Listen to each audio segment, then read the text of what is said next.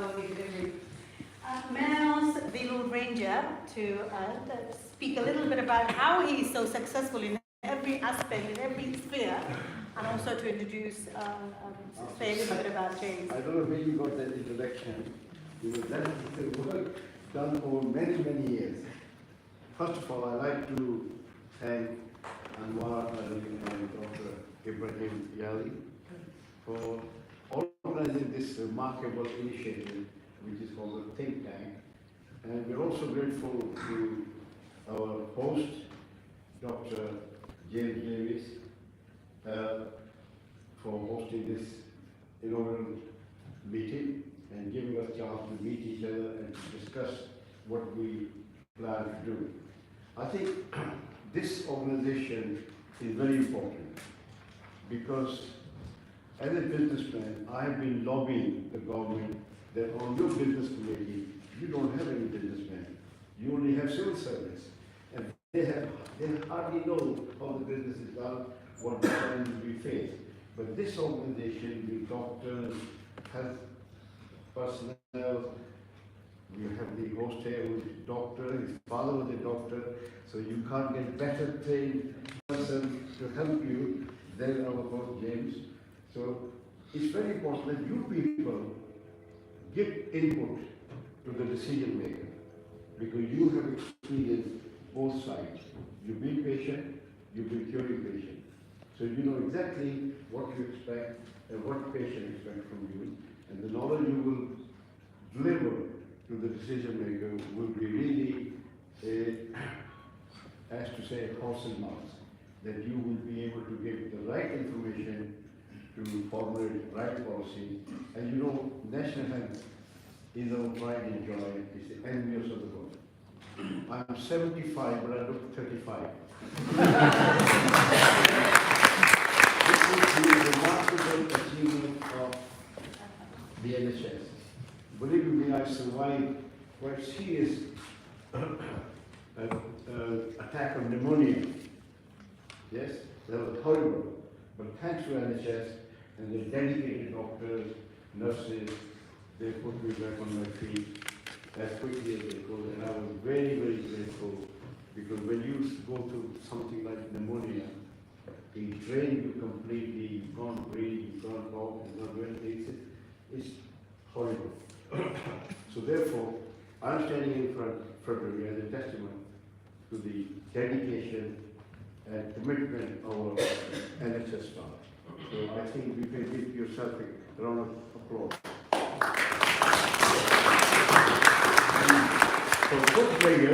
For good measures, my own daughter is a consultant hematologist in Northwick Park Hospital. And my own son-in-law, Manager Hara, is an orthopedic surgeon in St. Mary's Hospital, Pennington. I said, what do you like Pennington? He said, I get very different kind of wounds to treat. I get a lot of experience because it's a very active place, Pennington. You know, so and they work all the unsocial hours you can think of. You know, when just enjoying their work. So this is how I know that you are in it to serve humanity. You're not in it to make money, profit, like some businessmen do. But there you are. We're very grateful, and this initiative I will support because I believe it can make a difference. And when one asked me how I started my business, and you heard that I lost my father before my birth, so we struggled, but we were very fortunate to have a remarkable mother. This is why I say empowerment of women is a necessity, not a choice. If a husband dies prematurely, like my father did, he will leave behind a mother unable to look after children, a woman unable to deal with the uncanny world we have to increase it. So therefore, for the sake of your children, it's important that you give equality and empowerment to women, that they can help you, because women are not equal to men, they are superior to men, they're better than men, because without women there will be no world, there will be no one will be there.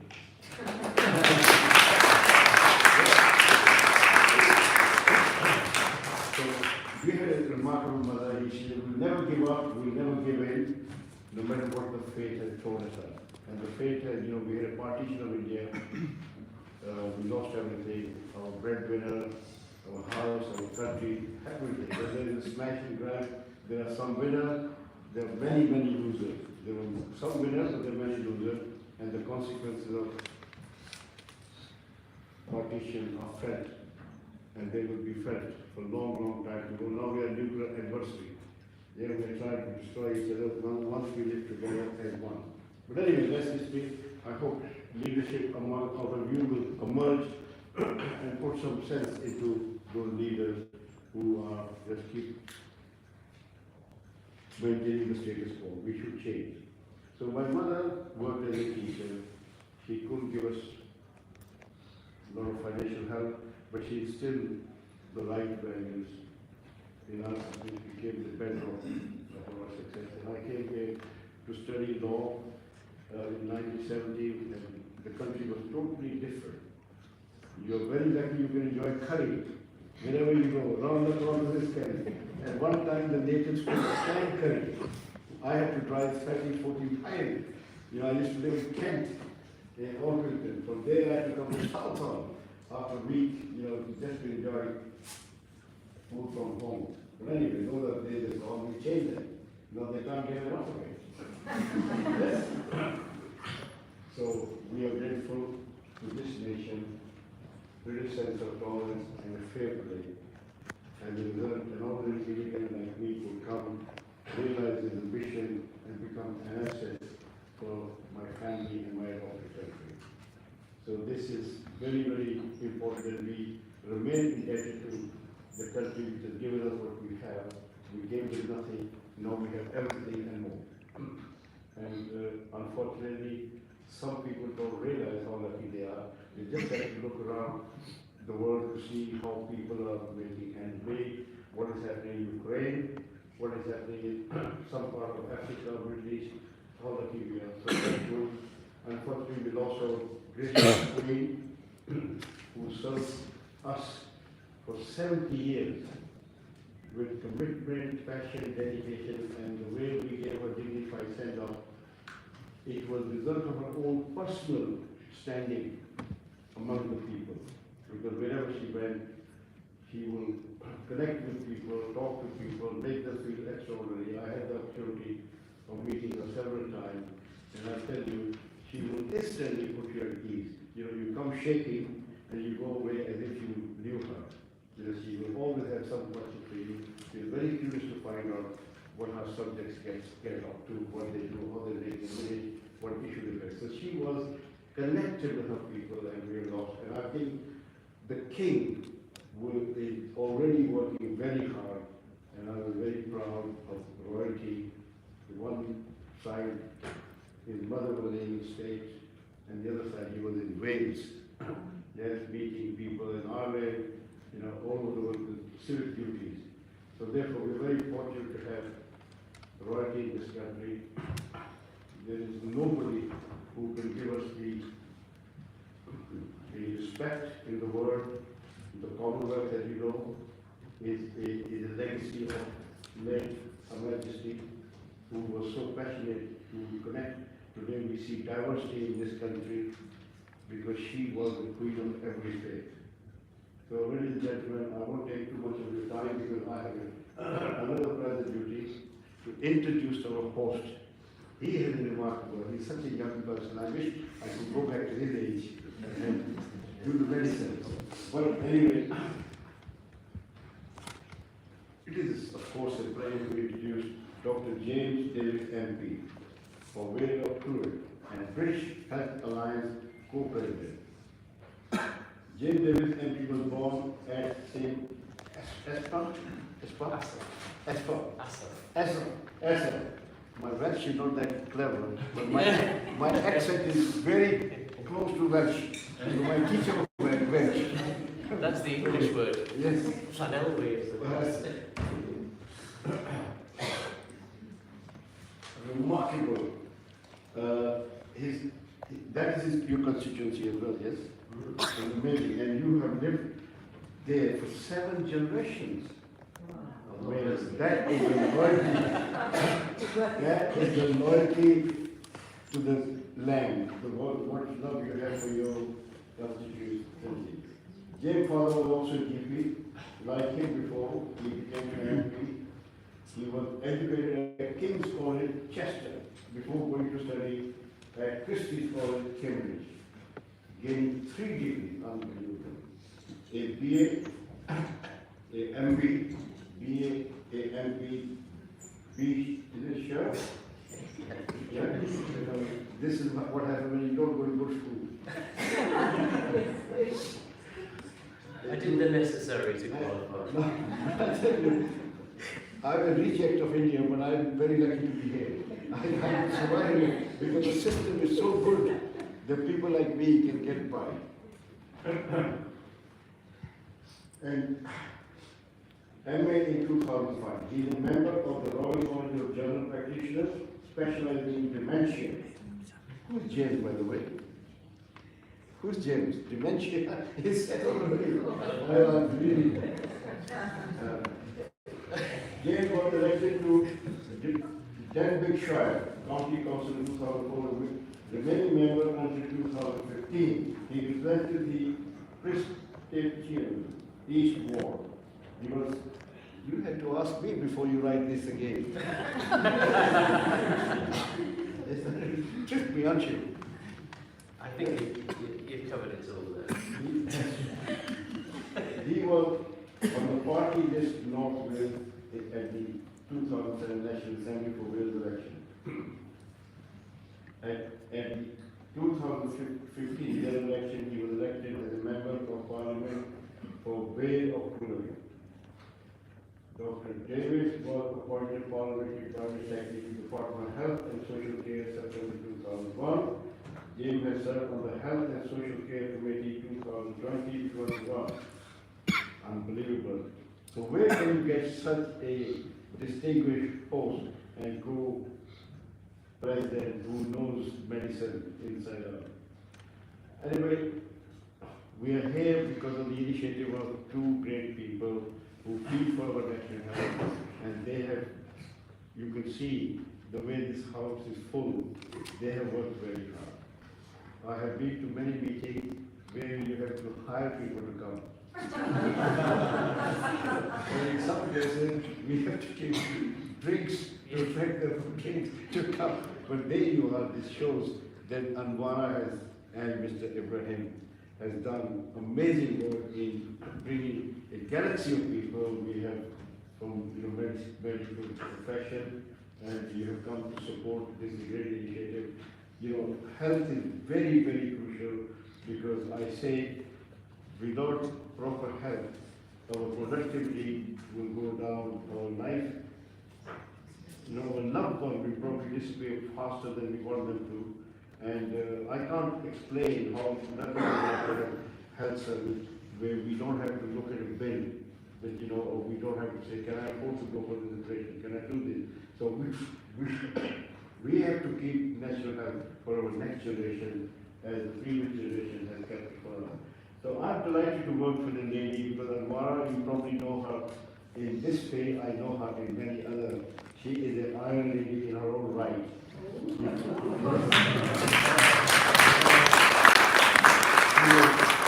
Very committed, not only to my party, Conservative Party, she is also very committed to national health, and she has been championing the role for better national health for years. All this they've done during COVID, while they were saving their lives, and they were saving the lives of other people in the front line. And I know how difficult it was during COVID. So my children lived next door to me, and I wasn't allowed to meet them. How dreadful that time was. So I think we need very strong medicine if we are to make sure that something like that never happened in our lifetime. So I thank you, and I will pledge you my support without any cost. We are from House of Lords. Unlike from the Parliament, we don't get paid. So I have said, okay, I work for nothing. Thank you. You are so good. Thank you. May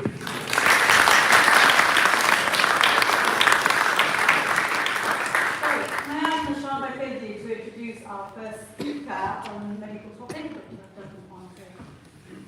you, Anwara. When I actually asked Jonathan to send me a few lines, he literally did send me a few lines. But I did a bit of research because I think the amount of stuff he has achieved would be completely dishonest for me just to say a few lines. So please bear with me, and I'm sorry, Jonathan, if I'm going to say some things. So I have a pleasure of introducing Dr. Jonathan Kwan.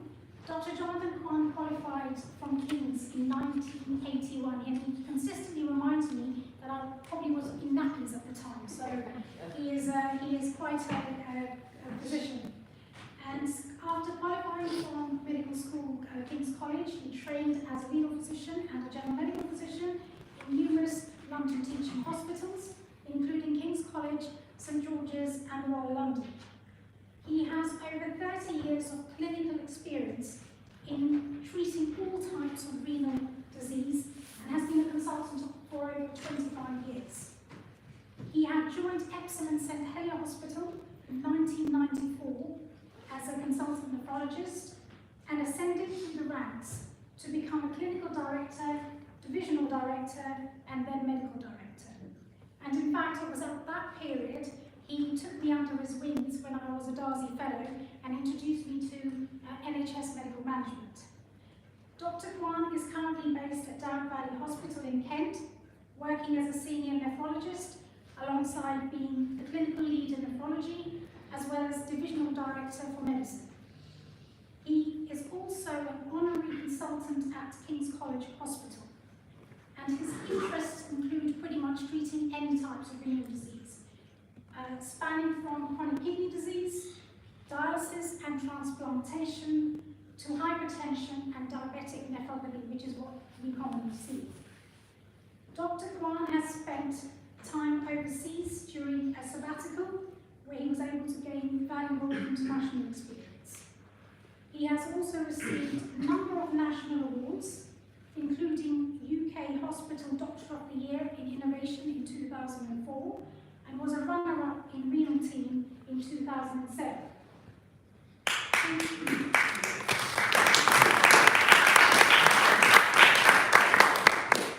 He was awarded an MD in Queen's Birthday Honours list in 2020 for his services to the NHS. He has more than 65 publications in a number of high-impact journals and has partaken in over 45 clinical trials as a principal investigator. Most recently, he also wrote for in the Good Life Telegraph magazine, talking about chronic kidney disease. He has also held senior medical school, deanery, Royal Colleges, Renal Association, Research Institute, and various other NHS positions. And therefore, I have the honour to welcome Dr. Jonathan Kwan, my boss, my mentor, and whom I call a dear friend on behalf of British Health Alliance. He will talk to us about staff shortages and HR crisis in the health sector and some of the innovative solutions his years of NHS brings with him. Ladies and gentlemen, Dr. Jonathan Kwan.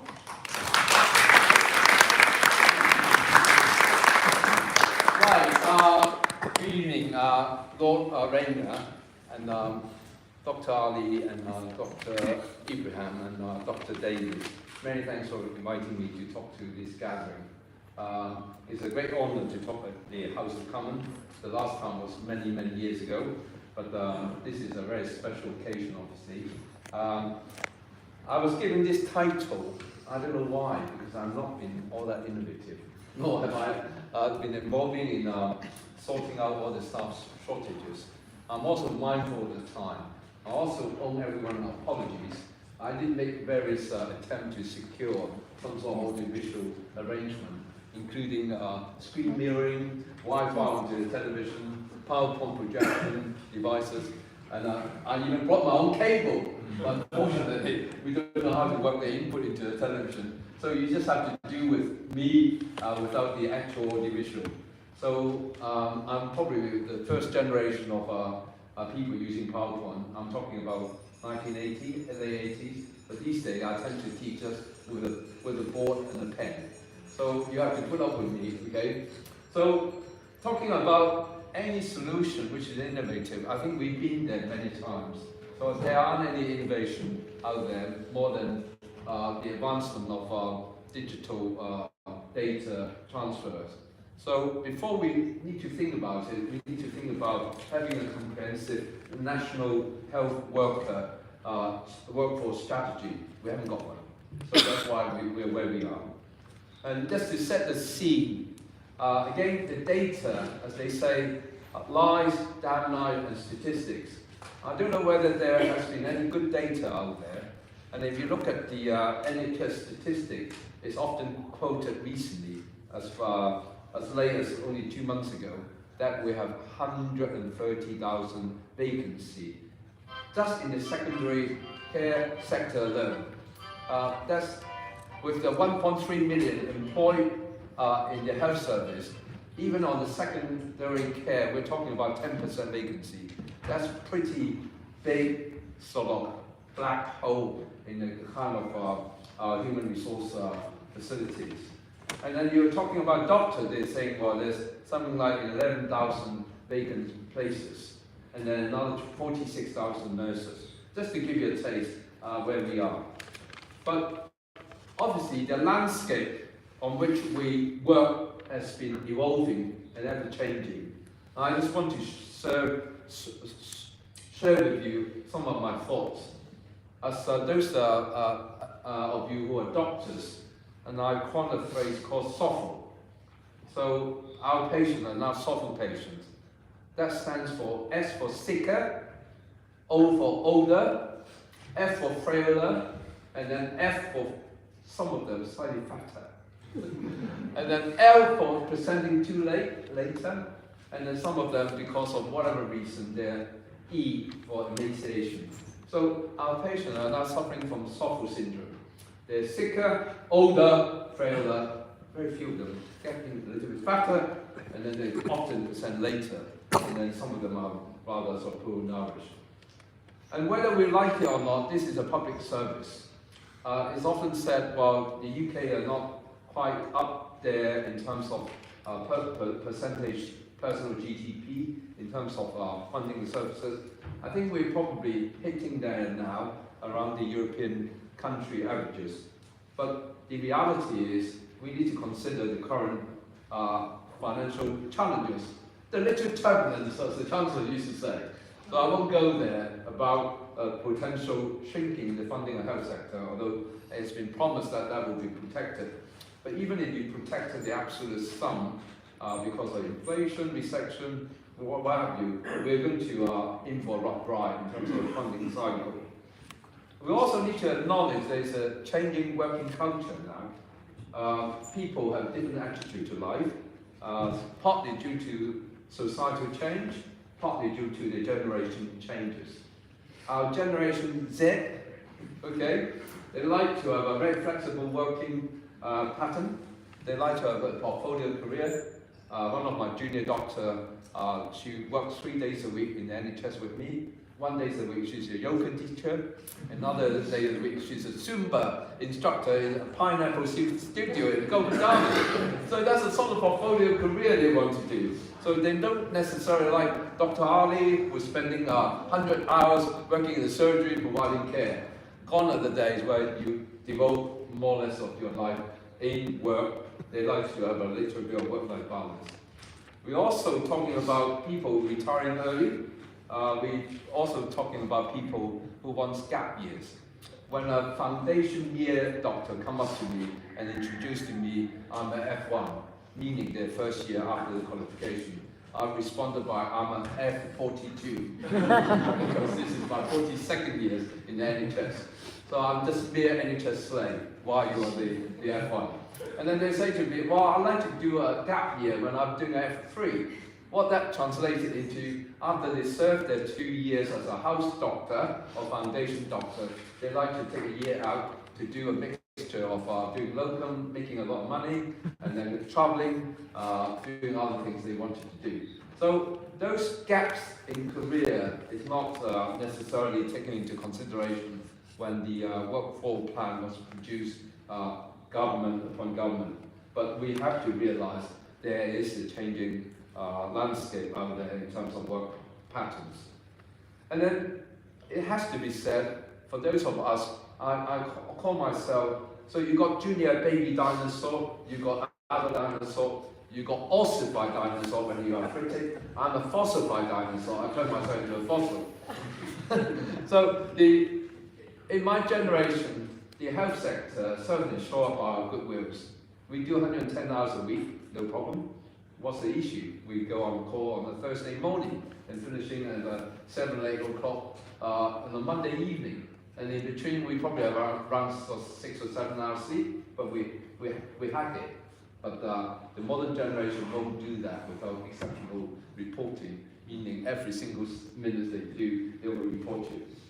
And unfortunately, we have a conflicting situation here. All the recommendations by the Royal Colleges, National Specialty Societies, the CQC, the GERF organization that's getting it right first time, NICE, for the unions, the BMA, all their recommendation is really counterproductive in terms of setting a health service delivery based on what we have in the coffer. Because if you follow any of the guidance, then the NHS will bankrupt tomorrow. And in terms of the staffing issue in the NHS, it's totally controlled by the Quango, previously called the Higher Educational Funding Council, now called Office for Students. They control the number of university places. Unless you have number of places, you can't replace all the sort of attrition, the retirement, and the leaving the services early situation. And also, minor change in the government policy can lead to a lot of unintended consequences. At one time, the country had plenty pharmacists, but now we haven't got enough, because we now increasingly, as anwara will tell you, we now got PCN. Each of the PCN will require their own pharmacists. Sometimes they have 3. Currently, the country has over 1,500 PCNs, and we have over 4,500 pharmacists. Those pharmacists will be working in either the NHS sector or in the retail sector.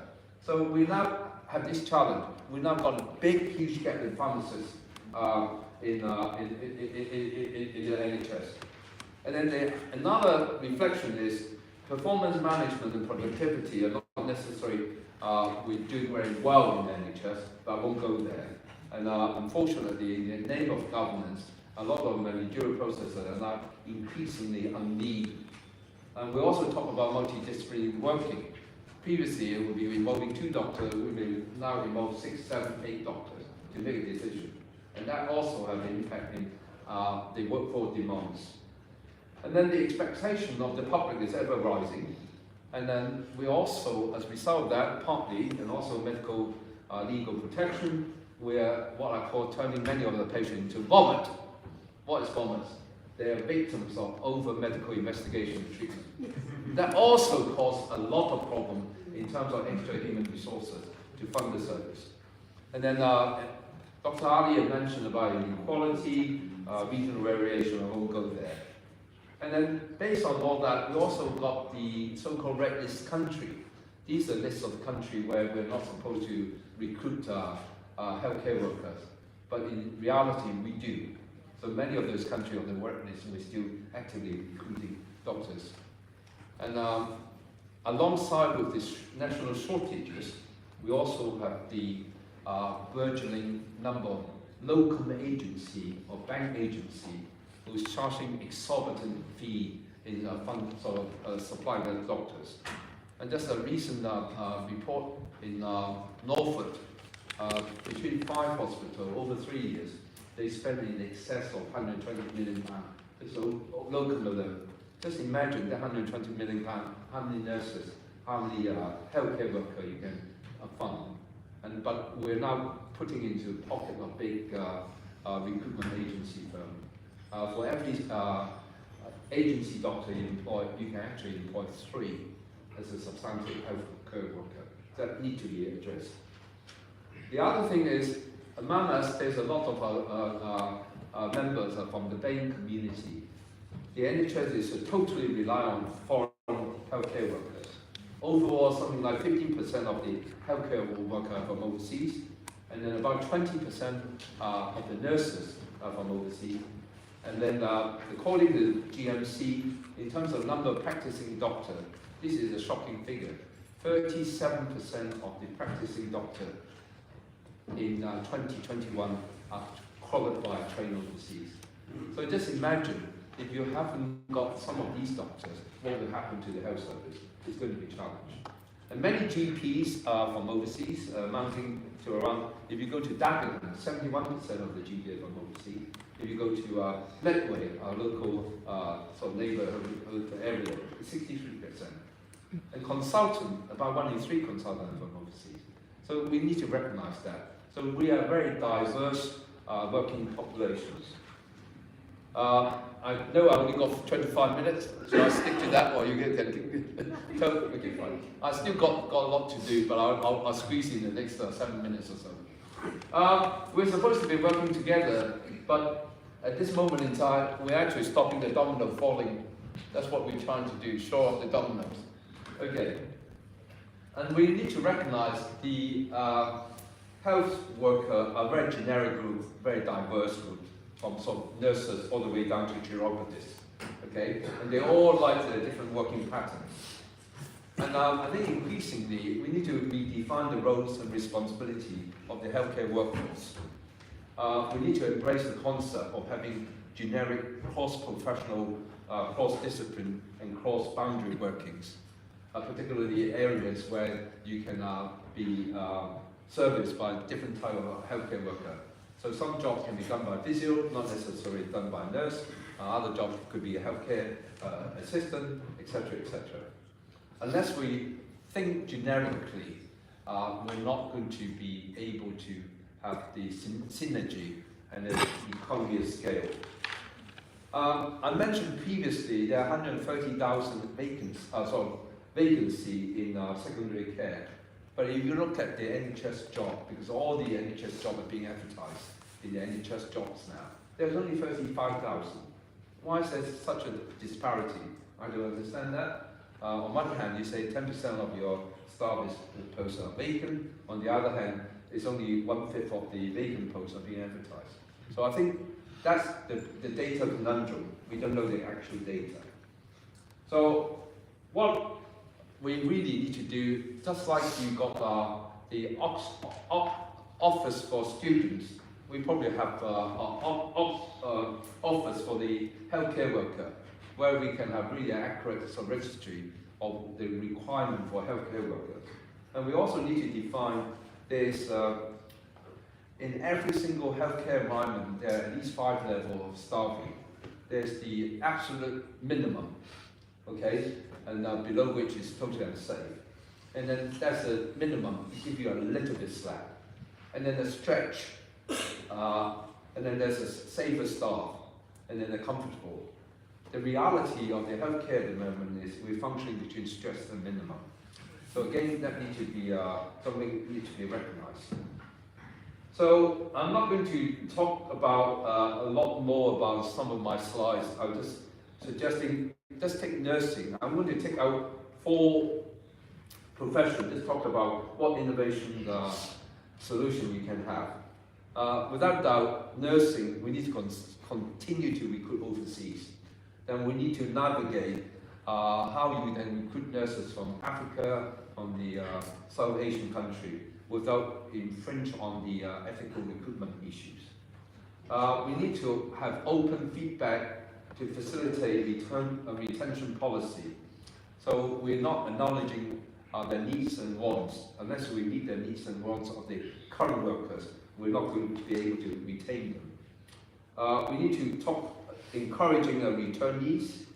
We need to recognize that because of the pension tax issue, many of the senior nurses, particularly those approaching retirement, who want to not necessarily wanting to return early enough. So there are a whole list of things I suggested here. And the medium term has to diversify our training. In my days, 2 of my sister nurses, they can choose to go into to become an enrolled nurse and registered nurse. But all our nurses are now university-based. They are academic nurses. Is that the right way to train nurses? Should we consider to return to a more practice-based type of recruitment? Meaning, as soon as they pass the value-based recruitment processes, perhaps we need to fully fund their posts throughout their career of training until they become a proper registered nurse.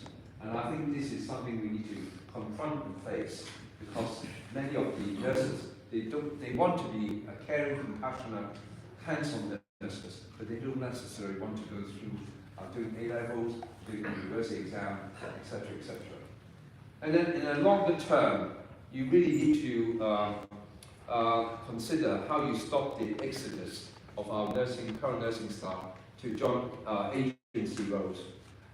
We also need to consider the realistic matching the demand and supply. Until we do that, we'll certainly continue to have a big gap. In terms of doctors, the second professional group I'm going to touch upon is we're nowhere near the European average in terms of number of doctors per 1,000 population. We're something like short by around 50,000 doctors. Okay? 50,000 doctors in this country, practicing doctors, whole-time equivalent. If we were to meet the European averages, I'm not talking about country like Austria, I'm not talking about country like Sweden or Germany. I'm just talking about the average. And then on the opposite side of that, the workforce is aging, both in general practice and both in secondary care. The proportion of people over 55 is increasing, and the younger people are reducing in relative terms. So there will be many more early retirements in the next 10 years. That again, that may potentially give another gap of 25,000 doctors. So in the next 20 years, we need to somehow, some way, catch up on 70,000 doctors. That's virtually impossible. So at the moment, the country, out of 45 medical schools, we only train 7,000 doctors a year. So to meet the gap of 70,000 is going to be a mammoth task. So what innovation can we have? Unbeknown to you, there are over 1,000 kids studying English tuition medicine in a number of East European countries, from Slovakia, Romania, Hungary, Czech Republic, Poland, etc., etc. We should capture this. These are people who really want to do medicine, but they, for whatever reason, fail to make their A-level grades. And these are people from local grammar school, like in my place, the doctor who trained in Hungary from Dartford Grammar School, another doctor trained in Slovakia from Chiselhurst Grammar School, etc., etc. And I think we need to have a register to capture all these doctors, because immediately from training 7,000 doctors in 45 medical schools a year, we will have 8,000 doctors from a diverse number of medical schools trained in Europe. And we have worked with a large number of these doctors. Once they've been given a little bit of an induction course, we do have a sort of facilitated sponsored pathway for them to enter into the NHS service with minimal delay. They're no different from our normal F1, F2. So, but unfortunately, there's quite a large number of these doctors are now loitering into healthcare assistant posts or vivisectionary posts and are doing a GP surgery, doing audit. So it's a waste of talent. We need to redouble our effort through the social media. I'm pretty certain we can capture every one of those who want to enter into the health service. And then on the medium term, you just heard there's such a big gap. How do you reach that? Because many of these European countries are quite happy to use education as an export like we do. Because in this country, we have probably 500,000 students from overseas. If you go right across from prep school all the way to postgraduate study. And that brings in a lot of foreign exchange. Likewise, a country like Bulgaria, they train probably around 500 of our kids every year. They want their foreign exchange. Negotiate with the medical school. Make certain we have some regulatory devices put in place. And make certain they go through and train their student to sort of UK standard and bring them back. Again, the longer term solution has to be matching the demand and supplies. I'll quickly go through, I'm going to skip that. Just talking about consultant GP now. Again, in the short term, whether we like it or not, we need to think about ways of extending the working life. Pension tax is very prohibitive. We need to really address that with a bit of urgency. And we also need to consider how we revise the incentive structure, the rework packages, because we're paying for them anyway through the agency. So for every 3 agent GP, agency GP or agency consultant, we can pay for 3 substantive ones. But I do think we should have we need to continue to overseas recruiting them. But what I would like to suggest is the NHS needs to set up their own locum agencies rather than allowing the commercial company to milk the NHS. At the end of the day, it's our money. So I'll just talk about a couple other situations. Unbeknown to most of you, there's a group of professionals called the allied health professionals. There are 14 of them. Okay, you have art therapists, dramatists, to chiropodists, operating department practitioner, orthoptist, osteopath, paramedic, etc., etc. And they have a very good system how they bring the kids into the fold. They have an assistancy or sort of a taster system. So any 16-year-old, if they want to pursue that, they can enlist to become a occupational therapy assistant.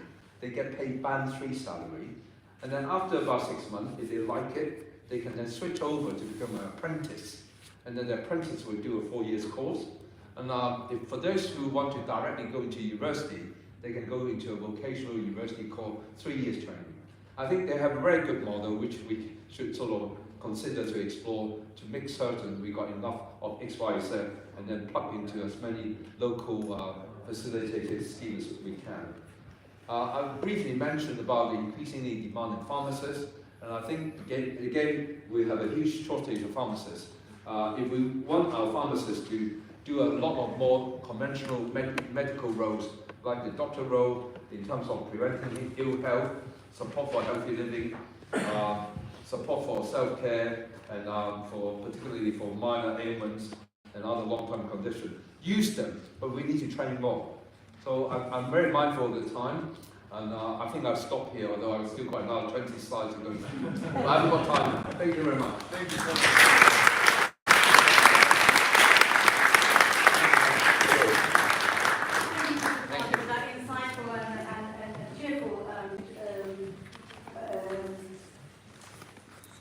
Putting out the problems that the NHS is facing and what the solutions can be, so the short-term, mid-term, and long-term.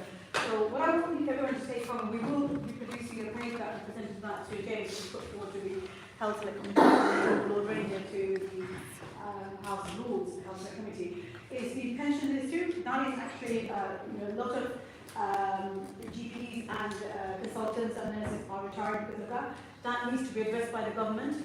Otherwise, the gap we just can't fill that gap. Training places. Why the hell is 42 medical school only training 7,000 students? And European medical school has become a big business. So many students who are committed who may just stay to get a grade. And also, I don't think that what's happened now is that medicine has become almost the profession for the rich. If you don't get this for A-levels and you're not eloquent, you're almost not a mini doctor and you're not getting a place in medical school. We need to look at that. I'm also somebody who's very pragmatic. I've worked 25 years in the NHS. And I know that private business, if it wasn't for a private company investing in money, then we wouldn't have a COVID vaccine. None of us would be here. We have to work hand in hand. It's the public health principles, but it's the entrepreneurship and business taking risks that can, as a doctor, without medicine, I can't practice. I need those medicines, but I'm not producing that. NHS is private. We only have one private medical school. Why is that? Buckinghamshire is the only one. We need to open up medical school. It's a monopoly. We need to open it up if we really want to address the gap. And and have a good national health service. So those are some of the things that we need to take away. And appraisals, which James said laughingly. Now, I'm a trained appraiser. yeah. It's cumbersome, it's tiresome, and some of the doctors are saying, you know what, I do so many hours and then have to produce this, huge portfolio. We need to make appraisal shorter, we need to retain. We also need to look at how do we retain the people who have come back. What kind of job share scheme. And those things are, they will make a small difference, but they did make a difference in the pandemic, and we need to capture that and keep that. Why are we asking GPs to do vaccines? Tell me, why are we asking them, a fully qualified person to be doing vaccines? We should be using that NHS volunteer army to do that. There's a lot of duplicity in the NHS, and we need to get rid of that duplicity and push up our efficiency and our productivity. And there's nothing wrong about saying that. I've been the PCA chair for my locality for 4 years, so we've fixed some of those pharmacies that you're talking about. But also in terms of pharmacy and pharmacies setting up, there's so much bureaucracy that young people just don't want to do it. And we've got to look at that. Now I'd like to ask Dr. Ibrahim to introduce our next speaker, Davies. Thank you, Anwara. So now Jack Davies will talk us about cost of living crisis, the impacts of that on health sector. Before everything, I want to thank to all newcomers. And I just want to introduce our hosts again to this event. Thank you to our Right Honourable Member of Parliament, Dr. James Davies. He hosted this event. Hopefully next time he will book a larger room for us. And Lord Ranger actually is present, Mayor of Borough of Mayfair. Thank you, Lord Ranger, for being present here. And the second topic is the impacts of cost of living crisis on health sector. And as you all know, that is, according to Office of National Statistics survey, that the cities in the north are hit harder than London and southern cities. Jack came up from the North Pole to give us a speech. Thank you for coming for that long journey. I want to introduce him a bit. He's a very creative, innovative person. I have been knowing him for some time. And he's founder of Latest Health. Latest Health provides occupational health and well-being packages to the health organizations. However, their strategy is different than the usual ones. They are based on digital strategy, and he is actually Chief Metaverse Officer of many health organizations, which means that they embrace Web3 platforms to increase accessibility of the patients to the health services. He is well informed about the well-being of staff and patients at the same time. He's also himself a rugby player and sports coach. You can approach him. He has good ideas about the doctors who have busy schedules and how they can actually improve their well-being. And I would like to introduce him to give us a talk. I want to also apologize to both speakers because the room was occupied. We couldn't come in advance to prepare this technical stuff. They had very good presentations for us, but unfortunately they couldn't present. Sorry for that. Thank you very much for a very kind introduction. It's definitely the shortest of the night, but I'd expect that for my CV. I'm getting a significant bout of imposter syndrome right now, so how did a lad from Hull get to be standing in this position in the House of Commons right now? Well, maybe that's probably a story for another night, but I'd like to say a big thank you for having me. It really is an honour to be here. And in future meetings, I'm sure the speeches will only get better from here. So I am CEO and co-founder of Latest Health. We founded Latest Health in 2017. And prior to that, like Dr. Ibrahim said, I was a professional rugby player, not a particularly good one. And so that led me on to the career that I have now, where I take up a role as apparently being an expert in tech-enabled healthcare. And that has led to me taking some roles with this new sexy title of Chief Metaverse Officer, which says CMO but is nowhere near as good as a Chief Medical Officer, and I don't have any letters before or after my name yet. So Latest Health, very quick background on us, occupational health business delivering services across the UK unique island. But our difference is that we are the first and only occupational business to deliver all of our services totally remotely and virtually. That involved building out both the hardware and the software to enable us to do that. And the so what of that, or why that's useful for us tonight, is obviously the situation we are facing as a National Health Service is one in which, for me, I believe innovation is the key to getting us out of what is a very tough time. And that is why it's so great to see this think tank set up by these guys, which will hopefully drive towards the change that we all would like to see. So when I was asked to speak on the cost of living crisis and the effect of that on healthcare, I thought first of all it was really important for us to identify some of the key issues that's creating, but also maybe some of the more hidden ones as well. So on my slide here, it's got a horrible pun which is called the cold facts. And the reason I picked up on that is because I think one of the hidden costs we maybe don't think of within our healthcare system is the increase in fuel poverty that we're now seeing across the country, and this is showing a significant upward trend. It was showing that before the real impact of the cost of living crisis. In fact, the Building Research Establishment stats 2015 figures showed it at 11.1% of households. The 2020 figures showed it at 13.2%, and obviously those are now 2 years out of date. And when we see the next ones, which will be the 2025, they may well skip over the situation we are in now. But I'd expect that prudently to be at 15%, probably more like 20%. So we're talking 1 in 5 households now are in a position of fuel poverty. The so what of that for the NHS is actually the cost of that. So the cost of cold home is estimated to be somewhere between 850 million and 1.36 billion to the NHS per year alone. So that's as much as inactivity, smoking, and so just shows you the significance of that. The other side of it is we are treating patients, so using the valuable resources and expenses which we should be, but then we're then sending those treated patients back into cold homes, which were one of the reasons they've been sick in the first place.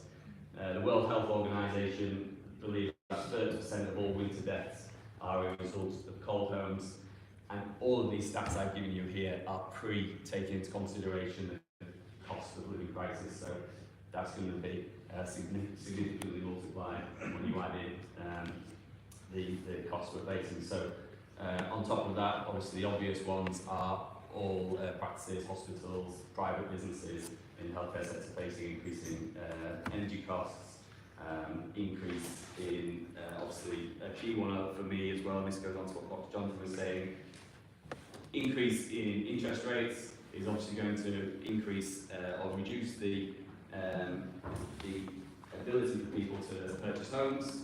When people start to struggle to buy homes, or the market drops, what does increase is the rental market. Demand in the rental market will make it much harder and much more expensive for not only our UK healthcare workers to afford to rent and work, but also there was 15% of international healthcare workers that we rely on. It's going to be much tougher to attract them to work in this country. So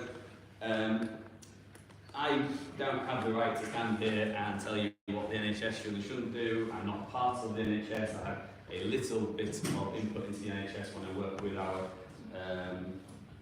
local ICS on their innovation and digital strategy. So what I thought I would do is I would look at what the challenges we're seeing in our business and see how they could be applied to other healthcare businesses within the sector and the NHS as well.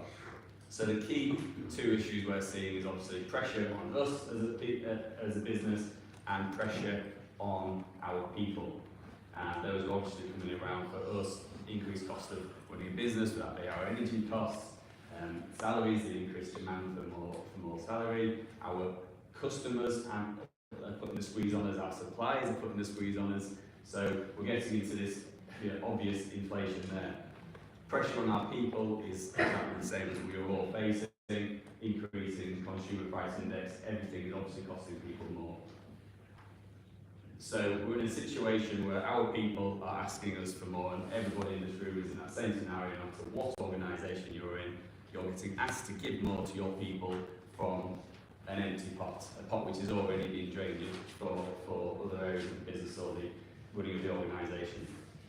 We made the decision to give all of our employees under the salary cap of £13,000 a 5% increase in salaries to help them to stay with the increased cost of living and still be able to come to work, live well, live healthy, and deliver the service that we need them to deliver to our patients and customers. It's not great when people start walking out. I'm hoping that's what you got some nursery on board you. With the bad joke at the start, we got the walking down. So we can't then pass that 5% cost on to our customer. Okay, we have the opportunity to do that, but all that does if we start all passing cost on is increase inflation anymore. So we looked at it and said, where can we drive key efficiencies to reduce our cost to both us, our customer, and our employees, to allow us to maintain our profit margins, because we are a business that needs to return to our shareholders. So we did that by asking 3 questions. We said, where can I streamline operations using innovation and technology? Number 2, how can I reduce operating and overhead costs by greener energy consumption? And number 3, how can I offset financial pressures on my team via building resilience? And these were all 3 areas that were already built into our medium-term strategy, so our 2030 strategy.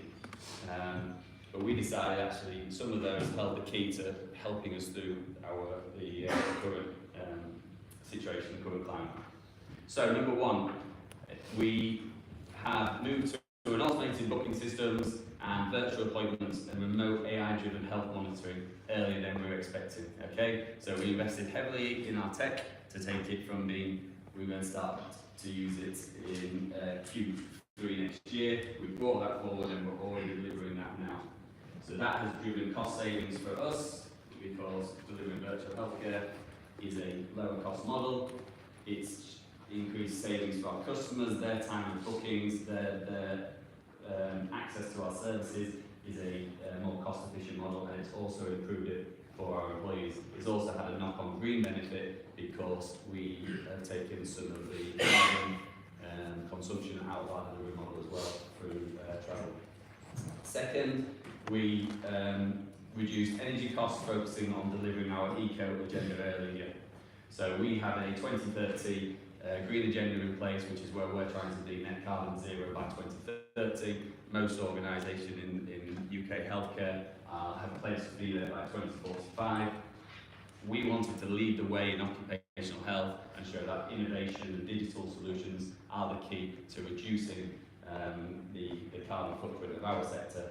And so we were driving there to be trying to get there before 2030. By bringing in some of those systems early, we've actually been able to save some significant costs. So we've also reduced the travel requirements due to the virtual healthcare model shift, and we made a few simple tweaks such as switching out our vehicles to an electric fleet, a retrofit installation to our headquarters, which was very simple and funded, and simple things such as light system reconfiguration to reduce wastage, all things which I'm sure most NHS practices and hospitals are doing, but they make a big difference and they're very much worth doing.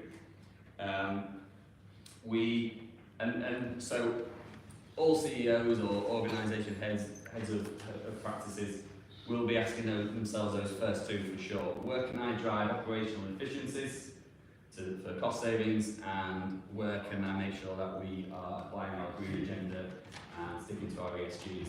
But this 3rd point is where I think the real gold sits for us, and this is the one message, if I can leave anything in the south when I go back up to Hull, it is that the best return we have seen is investing more into our employee wellbeing programme to increase the resilience for these tougher times. So we've created a working environment to support overall well-being, and with that we've got a knock-on benefit to performance. So in tougher times when we see our competitors, if like within our private sector, they are competitors struggling, we're in a position where our staff well-being is improving, resilience is improving, and their performance is improving. How have we done this? We've done this through simple things such as home energy, education and resources. So actually supporting our staff to reduce their costs via education of how they can do that at home. Same thing with improving support for financial well-being. Increasing stress awareness, sleep and nutrition. I think in healthcare we often make the mistake of assuming that our employees, our healthcare workers that work for us, know how to look after themselves. They don't. They spend their whole life looking after other people and often neglect themselves. And at a time when we are short staffed, we need people to be fit and healthy and productive in delivery. So please don't overestimate that. And then finally, we built a more robust remote support mechanisms to make sure that they have the mental health support, the talking therapies, the CBT, physiotherapy, GP on demand, all of that ready and easily accessible wherever they were in the country. And like I said, I'm sure lots of other organisations have been doing this. We are a small company, we have 80 employees across the UK, £50 million a year business. It's small in comparison to the capabilities within this room and across the country. If you take those small changes that we've made and apply them to a single trust, to an ICS or to the whole NHS, then we're seeing some big considerable savings. The effect on the employees is huge, and as the biggest single employer, this could actually move the needle on the UK economy. If we can reverse that current negative cycle we're in of the cost of living across the NHS and the employees of the NHS, was your stat 1.3 million people? Wow, HR, tough job. Then actually that's a significant proportion of people to actually start to move the needle on the UK economy, and through innovation we can achieve that, and through focusing on putting people first. And I know it's happening to great effect, and this bit's really going to ruin because I was going to say I looked all over for some examples of great innovation and environmental savings within the NHS, and I just so happened to stick on one in Hull. This is where I'm from, everyone. This is Hull. Okay, and this is Castle Hill in Hull Hospital. They spent 4.2 million, I believe, on what they're calling the Field of Dreams, which is a solar panel farm. But it's saving them circa £250,000 to £300,000 per month. Apparently, it's producing all the energy they need for a full day of delivery. So it's great to see that happening at an NHS level. I thought it was fantastic. So you guys reap the benefits. So to finish off, like I said, my key message is about, as much as innovation is fantastic, and I'm all behind innovation and tech and what Web 3.0 has to offer to healthcare. Healthcare is a people business, so we must keep people at the centre of what we're doing, invest in our people, boost their well-being, with that we'll increase resilience, and it's key that it's resilience that is built in these tough times that will make us perform fantastically when we see recovery in the future. And I've got a really cheesy line which says that there are some things that you can only learn in a storm. Through challenges where we get to innovate. Okay, so we need to embrace that innovation. So thank you very much for letting me speak today.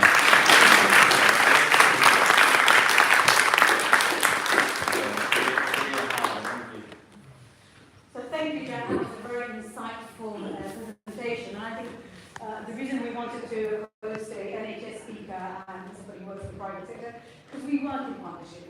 One can't do without the other. We're not enemies. I think we need to put that to bed.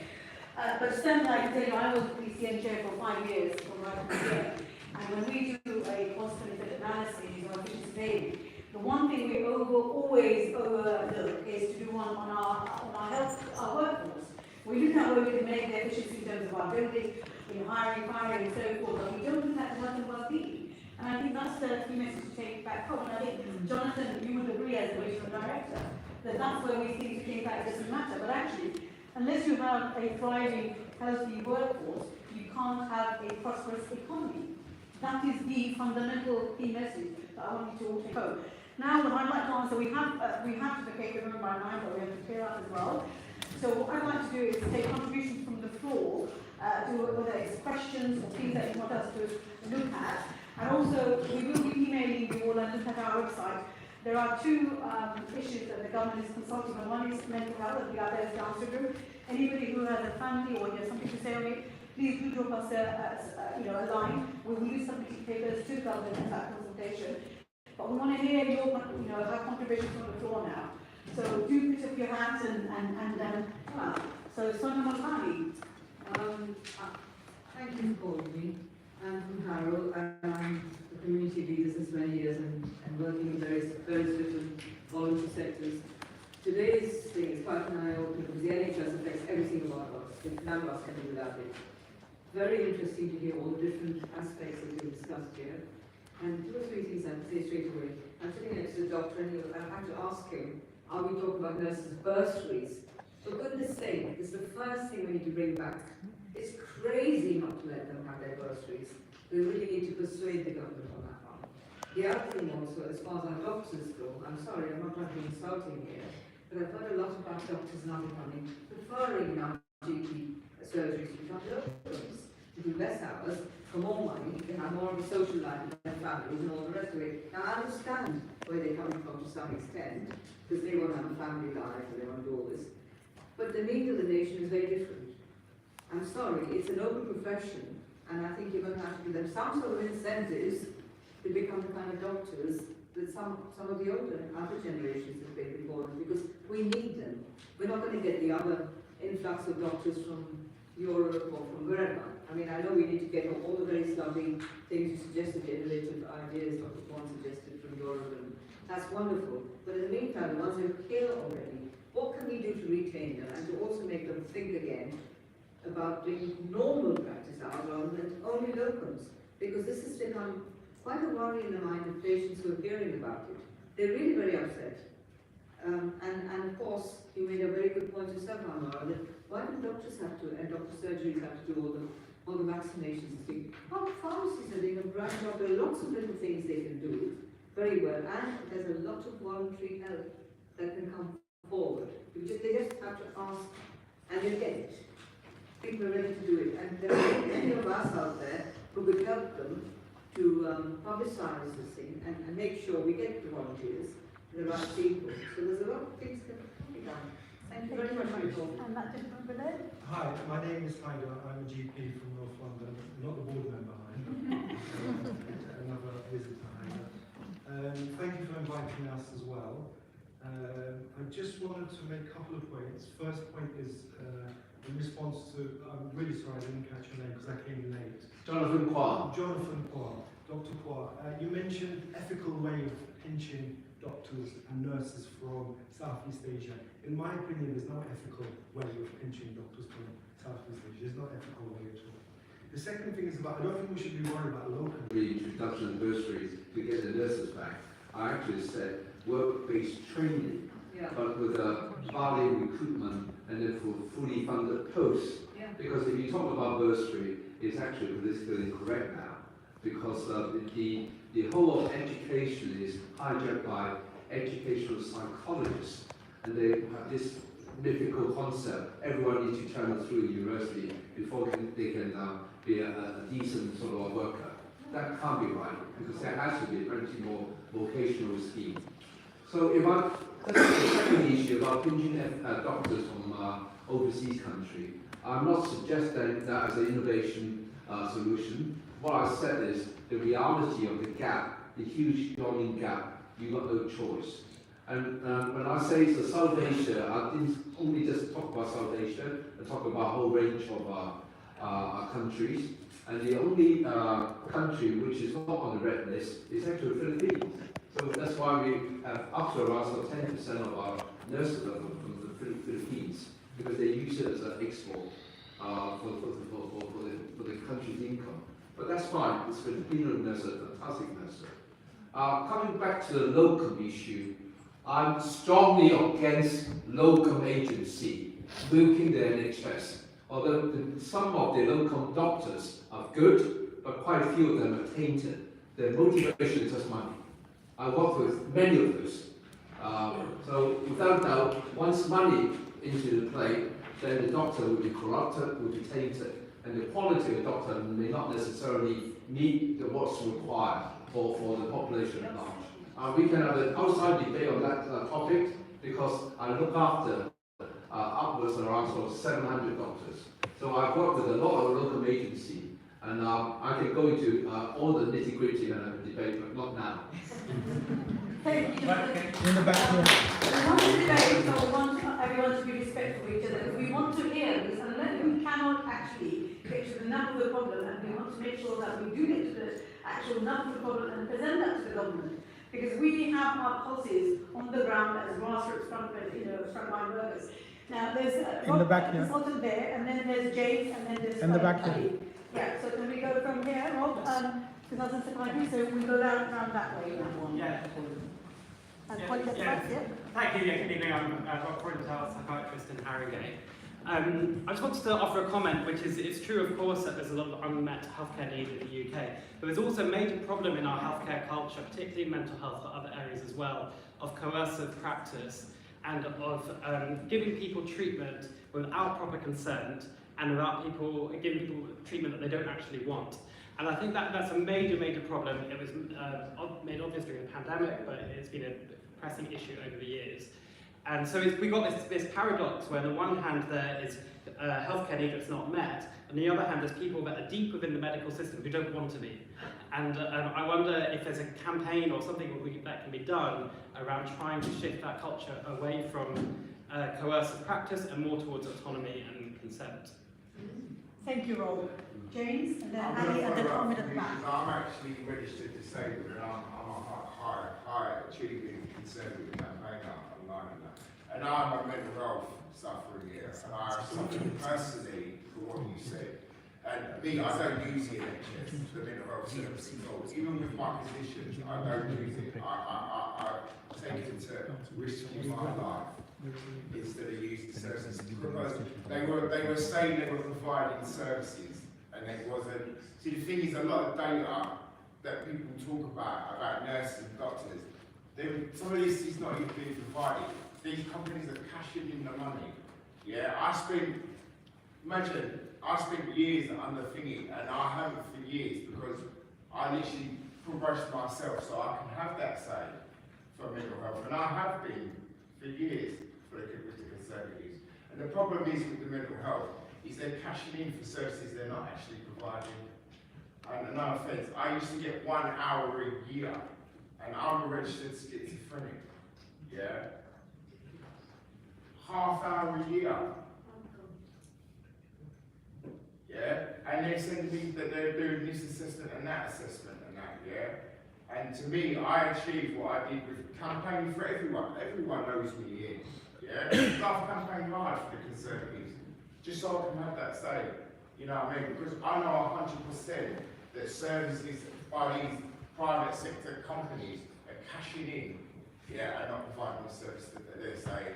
So the data is actually saying for stuff that they're not actually doing. And I have proof of that. And I've literally come this high. For someone to be registered with mental health and that, you know, and I had to give up everything to campaign for mental health. And you know, that's what needs to be checked. Because if you think £50 billion worth of fraud in the NHS every year, yeah, hundreds of millions, hundreds of thousands of services provided that is not actually being provided, especially to people with mental health, and these people are killing themselves, yeah? Yeah, I would say, like me, and I know I will have my say on that. I have no medical affinity, but I study a lot of medical just so I can stand up for people like that. Okay, thank you, James. That was a very passionate.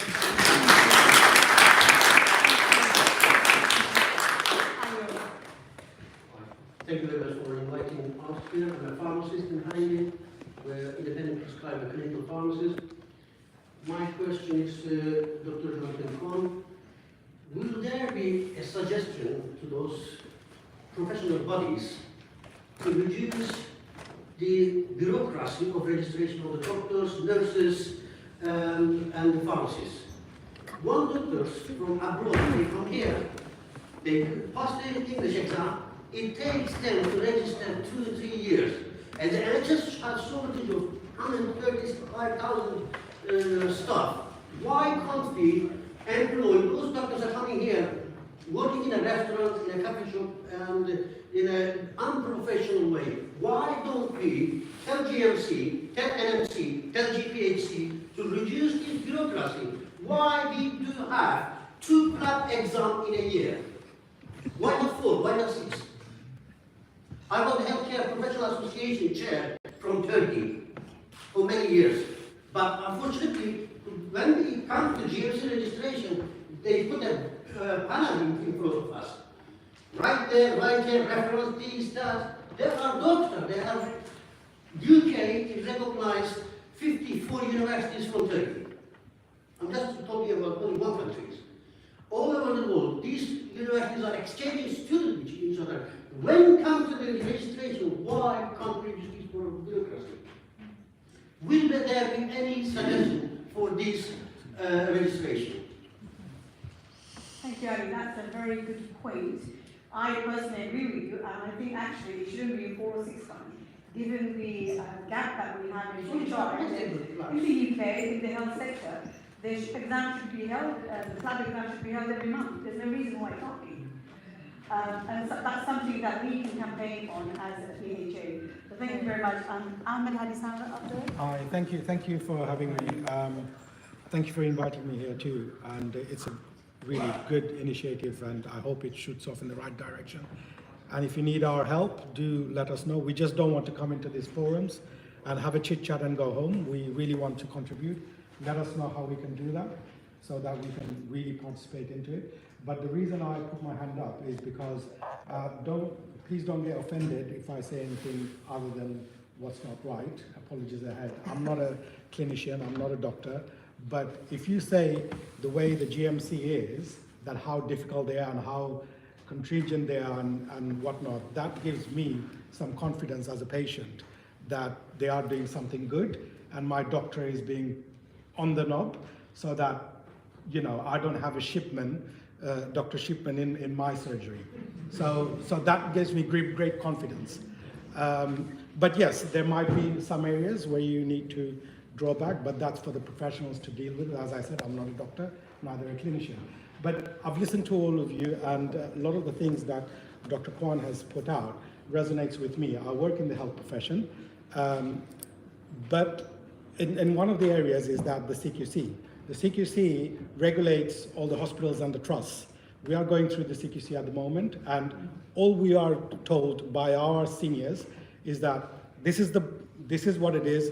Make sure you have this, make sure you have this, make sure you have this. Now, one area which is, a lot of you that you deal with it, is well-led. So the well-led is only about leadership, but it doesn't tell you that how are they working with the teams, with the subordinates, with the junior employees. Those kind of things needs to be on the CQC. And those are the things that I would like this group to participate in. In terms of the retention, in my team, I know that we have a post for 12 nurses, but we're only running with 8. The posts are not being advertised, but as Dr. Kwan said, it's been filled by bank and locum. And we're paying through the nose, but they wouldn't advertise. Every time we go back to the middle managers, our seniors, they would say, well, we don't have the budget. We don't have, but the post is there. If the post is there, the budget, I don't understand how the budget doesn't work. So that's something that you probably can help. And the other thought I would like to leave you with is that the inequality in health from one area to another. I deal with a lot of care agencies and home cares, and I do end-of-life care. And I do procurement for end-of-life care. And I buy the care package and the care initials for on behalf of NHS and plug that in. But what I see is that the inequality between a lot of, which we now call the ICBs and ICS, is that if you go to Surrey, they would prescribe you that this patient needs on a weekly basis to go out to the park or whatnot and whatnot. But if you come to the east, the same assessor would fight for 15 minutes in care, and that inequality needs to be looked at in a very microscopic way. We know that the malaria started from the East Londons, but we haven't put the effort and the energy into the east. It always seems that the west and the south is having more of a and more of the funds and things like that. And even if you look at the longevity, there's more death rates in the east than from the south and the west. There might be a policy there already, but it's not drawn down to the ground. And if there isn't any policies, those policies need to come through. And it has to be equal. If that patient, Mr. John Doe, is getting half an hour every day or an hour every day to go to the park and the carer takes him, why are we not getting in the east? Why are we fighting for that 15 minutes? So those inequality needs to be pushed through forums like this. Thank you very much.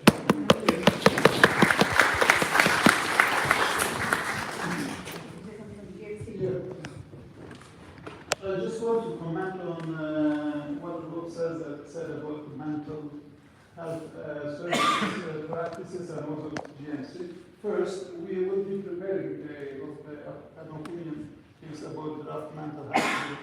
Now it's under consultation. So I agree with you, and I think the problem is that mental health act is too old, and they need a new ideas, with current values of the world. And in the 1980s it was prepared, and now it's too coexist. There are also restrictions. And this structure of mental health act assessment is all something I have been really not feeling uncomfortable with. You go into a room and it's like you're like a prosecutor questioning patient, and the patient will be trying to defend themselves in some way. You don't really look for what patient needs and what. So it's doctors and especially psychiatrists, in my opinion, have too much powers when they hand against the patients, and that needs to be somehow scrutinized and challenged. And on the GMC side, I think it's not only GMC, all regulatory bodies needs to be handled differently. I think medical act is too old as well. And the government, although they have got a new bill for GMC and they're trying to curb the functions of GMC to some extent, and they actually postponed the bill to 2024, I think, as far as I know, but it needs to be passed as soon as possible. However, first, in the registration area, there needs to be too many reforms because it's important for workforce crisis. If you want to employ overseas doctors, we need to make sure that all these regulatory bodies are functioning very well, and they are too bureaucratic. And GMC, for example, has a building, they have built the exam facility as well. All they need to do is just have new slots and new examiners to examine all of the new doctors. And second thing I think about them is their investigatory systems, investigations. They act like a law firm. That's the problem. We are all appreciating GMC. There needs to be a regulatory body that is assessing fitness of doctors, but this regulatory body at the same time needs to make sure that they look for the truth and they assess the doctors properly and they actually make changes necessarily. However, when it comes to investigation process, see what they do is they act like a law firm trying to win the case against the other. So they will try to look for evidences to make sure they have got a very good barrister in the tribunal. The barrister will find any excuse to try to actually win the case. The doctor's barrister will look for anything to win the case. That should not be the case. If there is a fitness to practice issue, the regulatory body needs to look properly in an unbiased manner and try to find what the problem is.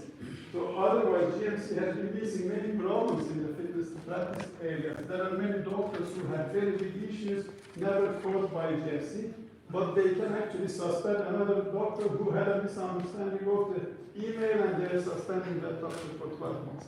So that these type of regulations will put doctors actually in a difficult situation. That's why some of the doctors are leaving the practice, or some of them thinking of different careers, some of them moving outside the UK.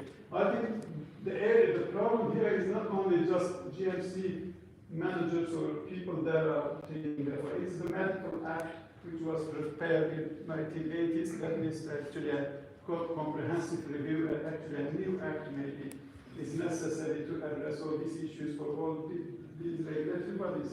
And I want to say that we are going to focus on this all together, and I would like all of the colleagues to just contact us through our websites, and we will keep in touch. We will have more events, and we will take into account of views of everybody, and we will actually submit all of these to the government. Okay, so we're people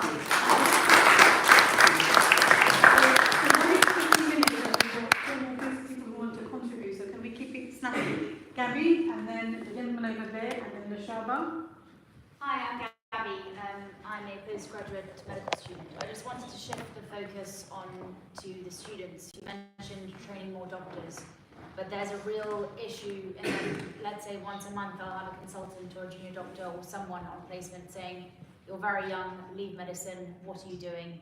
And as a teacher and mentor, that's someone who's meant to be taking you through the vocation of medicine, that's not what students want to hear. So there is a real problem in job security and retention of doctors who are currently qualified. But if you're putting this cloud of doom on students at that young age, a lot of them, my peers are now saying once they qualify, they're going to, go into the private sector or go and work in consulting. So there's a real issue in terms of the education at an earlier stage, which I think would be more beneficial to tackle instead of kind of getting more medical schools and training more people, because if they're unhappy and they're being trained by unhappy professionals, the situation will be the same. Thanks. Thanks, Gabby. Thank you. My name is Dr. Muzaffar. I'm a GP currently. I have been there just for the last 43 years. I've worked as a consultant in secondary care, and for personal reasons I moved on to be a GP in 1988. I'm not here to defend the GMC, but I'm not coming from top of my head. Okay. I've been taking different roles during my career. I've taught medical students, I've trained them, I've been a training GP, I've taught secondary registrars and SHOs in my lifetime. And I've been an examiner, flag examiner for F2 for some time now. So what I would like to give a message is, in Britain we have got GMC, United Kingdom, we have got GMC, which is a fantastic regulatory body to bring the quality of care which we need. Not that anybody walks in through GMC should get a degree or a registration, because that is not, we are not creating a care of safe hands. What goes through me, and I see there are students coming in for the exam, and the way the GMC has laid guidelines to the examiners as to how they should be tested is the most safest method you can see anywhere in the world. So we are all very safe for the GMC having very strict regulation. I don't want to get into the politics side of things or the bureaucracy, but there's no bureaucracy in the quality of producing a doctor if the GMC thinks that doctor is capable of looking after the British public in a very safe way. Thank you very much.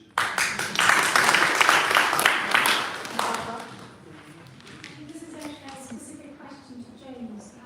One of the things that I know that whilst during the conference in summer, Liz and Rishi were both talking about was about retention of medical staff. And one of the things that came up time and time again, and something that I personally asked, was pension tax. I know there's a lot for you to take back, but as you're working in Treasury, you can understand it's not about just the annual, the lifetime allowance, but it's the hard-hitting pension tax that is actually hampering even younger consultants. And I'm on these forums where it is absolutely relentless, the amount of headaches. And you know how these tax work, you don't even know when until we receive that round envelope that we may have surpassed it. So could you please really look into that, because on one hand you want to try and retain doctors, on the other hand there's huge waiting lists, and obviously the pandemic hasn't helped. So this is an issue that has to be dealt with, otherwise there are many consultants like me who are thinking of actually reducing their time, and that's what has the waiting list. So please take that back, and let's hope we can get something moving on this, because this is very urgent.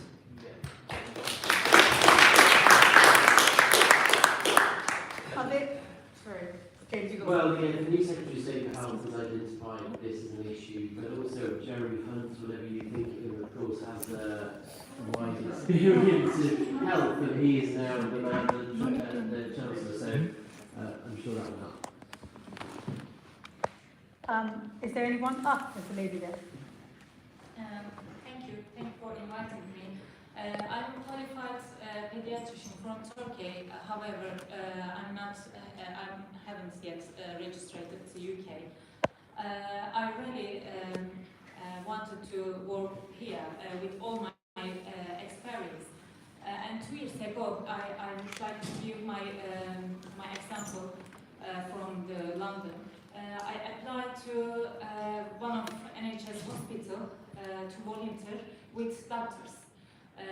It will be perfect for me because of I can work, I can have observation and also reference. It's perfect for first step. But after they said I can't work with you because of I'm working in London with business visa, and they said we can't work with you. It's very strict regulation. And after I asked them, I don't care about money. I can work with you the same position without money as a volunteer because we are in the middle of pandemic. I can work with you. You need me, I need you. But unfortunately, they couldn't accept me, like lots of my colleagues, lots of my the other friends. I wonder, is there any plan for us who lives in the UK already? We have lots of experience, lots of skills, and we are ready to work here. If NHS need us, we are ready. Maybe there can be another plan to register us. For example, a training program. We can pay. For example, 1 year, 2 years, and after this 2 years, for example, we can check are we ready or not. Thank you for again inviting. I wonder, is there another plan for accept PLEBS exams? Thank you. Sorry. So, what's the issue stopping you working? What hasn't been accepted? The visa. They said visa is not appropriate visa. I can't work with salary. I need just contract. He could work voluntarily, they just didn't accept, I don't know why. But they didn't accept it. Right, okay, so I don't know the law around that, but what I would suggest is if you could email me with that, and then we could put it to your MP, the GMC, as well as Laura Trotter works in the Health Select Committee, and maybe James could facilitate that, because I think we need to see how that how you can be helped.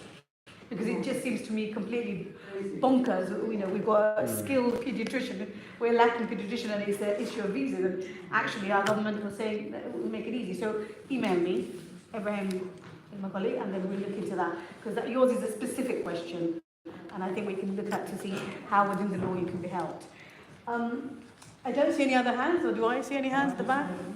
I'll be quick. I forgot to mention this, but in the terms of the GP retention and stuff, yes, we're getting GPs and stuff from overseas, but I think the government and this country needs to look at how we are doing it here.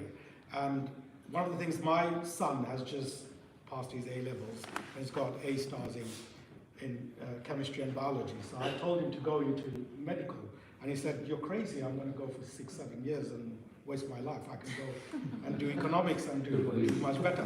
So those are the one things. But the other thing is that the colleges and universities are not attracting people, the students that are getting Bs in biology and chemistry and the others. If you're really that desperate to make homegrown GPs, maybe you need to look at that and say, you know what, I'm going to reduce your fees a little bit if you want to be doctor, and I'm going to take you even if you have Bs.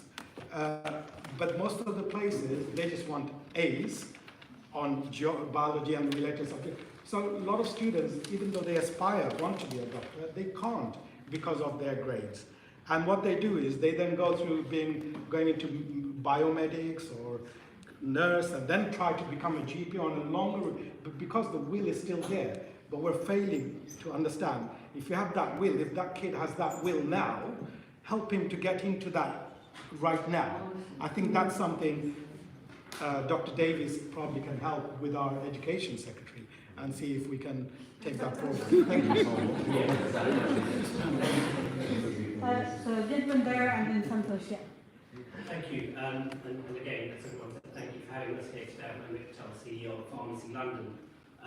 Dr. Riley, Dr. Kwan, Dr. Davies, thank you for acknowledging the workforce crisis across the whole of healthcare, including community pharmacy. One of the problems we're really facing now is, as we're losing pharmacists from the community, what we can't do to retain them is offer them the same terms and conditions, because our contracts are so different.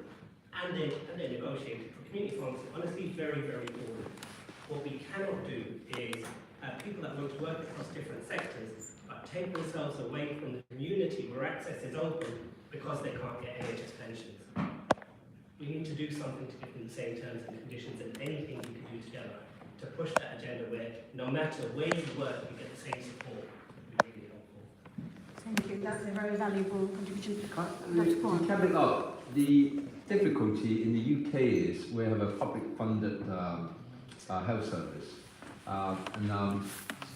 All along, since the inception, we've been planning the services, the workforce, based on what's being funded for, and not necessarily based on what's needed. But then when you debate what's needed, then it will be open a Pandora's box. So until we have a more sort of uniform way of looking at things, I'm not against private practice. I do personally do private practice. I think there has to be a mixed sector. There has to be the key sector working in synchrony. The public sector is to scoop up all they needed, and then the private sector for those who can afford it, and then more importantly, the voluntary sector. So again, I can spend another half an hour talking about the Singaporean way of doing things. They spend the least amount in terms of the per capita GDP, and yet if you look at the ranking, they're top 5. And they probably spend a third of what the French will be spending for the health service. The French is being in the top 5 as well. But that's for another day. Thank you, Jonathan. Hello. We had Santosh there, and then there's a lady here. And then we probably have to close the question because it's time to leave the room. We'll capture all this in our paper. Thanks.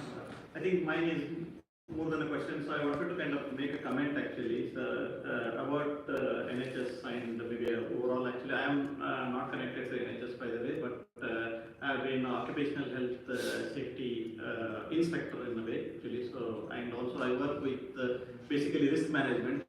So I worked in a different industry, and today I work with a bank. Actually, I work with airline, work with GSKs, pharmaceuticals, so in a different area.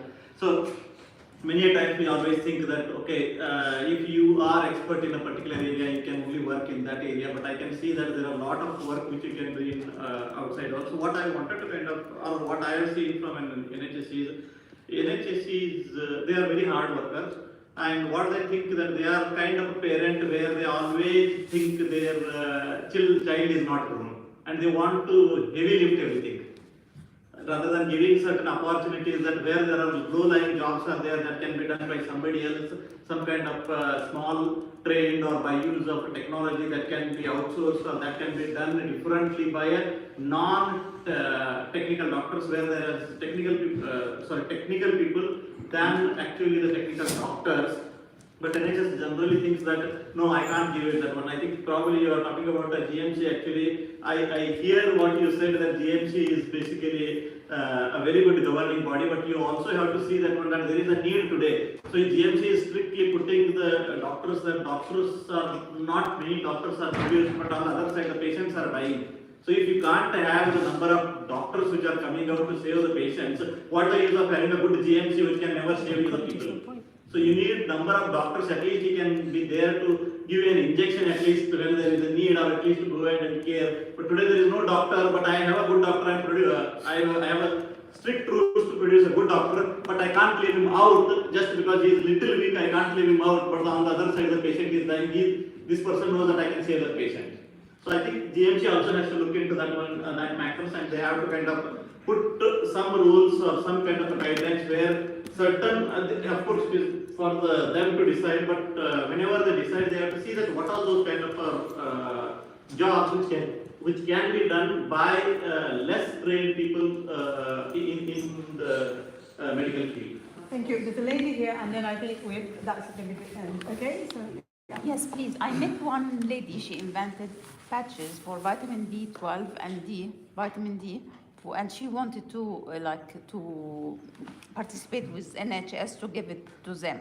She already took MBE from the Queen for this achievement, and she would love to facilitate it to the patient. So how can I help her to facilitate it?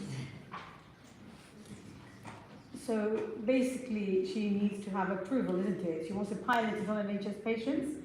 I think the best port of call would be where she lives locally and talk to her CCG and see, they should be able to look at that. But maybe email us so we can look at it a bit more to see exactly. Because what she's trying to do, she's got approval for a product, but she wants to then put that product out into the NHS market. And so that comes into product regulation and so forth. So we need to look at that. So it's marketing of a product that she's been recognised for. I think the gentleman there, the GMC is a contentious issue, I can see. No, it's not contentious. I think both are right. The reason I'm saying that is, we're talking about two different issues. There's one quality issue which I'm talking about, there's one quantity issue.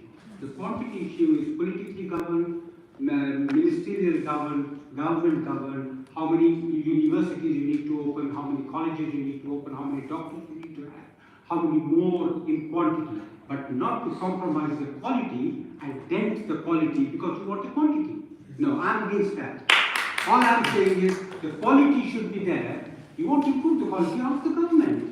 How do you want to produce more doctors? How do you want to bring more doctors? More medical schools? I mean, rather than that, okay, take people who are B's and C's and make them doctors, not dent the quality. Sorry about that, I'm very strong in my opinion. Okay, thank you for your contribution. I don't think anybody says to reduce quality, but what we're looking at is quality. So let me give you an example. During the pandemic, we had volunteers, and we had volunteers giving the COVID-19. Now, how did we achieve that? What we achieved that by was training them up to be the quality that we needed them to be. For them to be given the training, to be given anaphylactic training so they could give that. So why are we now not using that army of volunteers? Because we know we can sit in this room and fight for more money, more money. Money doesn't grow on trees. We have to work within our means. What we have to do is drive up that productivity. So we want to maintain our quality, but at the same time, we want to produce that quantity. And the GMC can improve. Why is it that you have planned 2 times a year? That's a monopoly. If you are short, the GMC should be managed. I think we need to have enough assessors. If you don't have enough assessors, put out an appeal there. Get enough assessors in, train them. That's what we say. But don't have a monopoly, because that is what the problem is, the monopoly. When a doctor is found to be at fault for doing something wrong, look at what that fault is. Is it something where they compromise the patient's life? Can they be retrained? Can they then go up the hierarchy and be put back into that workforce? It's actually empowering that. At the same time, we want to make sure that our GMC prevents a shipment case. So it's actually looking, we have to think outside the box. What can we do? Because we can't allow quality mantra to stop quantity, because this is a country where people are living longer. The old way of working is not going to work. We are not going to be able to provide NHS. And also, I think I have served 25 years in the NHS. I am committed to the NHS. But there is, I am in the NHS, but I also work very much with colleagues in the private sector, and have served in a multinational company as an executive director. And what I see is when they have an idea, they run with the idea, they run with that product, they produce it, they put it out in the market, they take risks. Okay? The NHS uses all of these bureaucracy. There's a huge duplicity, let's be honest, okay? You have a patient who wants to see a doctor out of hours, they will first go and see their GP, then it will be the out of hours, then they'll go to the urgent care centre, then they'll call NHS 111, go back to the, is there a need for that? Yeah. I work as a consultant in the NHS. Why is it that we have no palliative care services over the weekend? District nurses, James's wife is a district, we have a shortage of that. So what we do is we end up calling we have to send an ambulance to flash a catheter, and we don't have a district nurse to flash a catheter, so that patient who doesn't want to go into the hospital is taken into hospital, then contracts multiple other illness, which we have to look after. But that could be addressed by having district nurses and palliative care working alongside in that 24 hours. So there, we shouldn't hide behind quality. Quality should be maintained. But at the same time, we need to look at how we can drive it efficiently. And we need to work. We are not an enemy. The NHS, the private sector and the voluntary sector need to work in tandem. And the government needs to have people like yourselves, like the people in this room, on those select committees, not those people only members of parliament, but people who are experts, who know what the problem is and how they can solve it. So, thank you very much. Thank you very much.